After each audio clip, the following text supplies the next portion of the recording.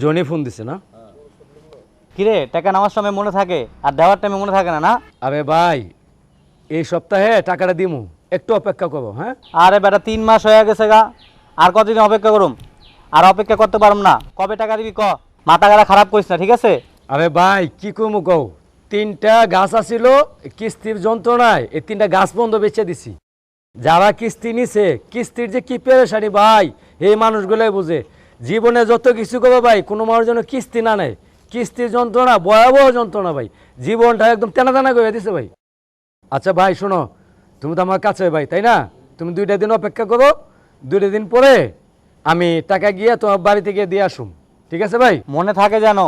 আচ্ছা আচ্ছা মনে থাকবো ভাই, এবার মিস হইব না। হ্যাঁ ঠিক আছে, টাইম যেন ঠিক থাকে।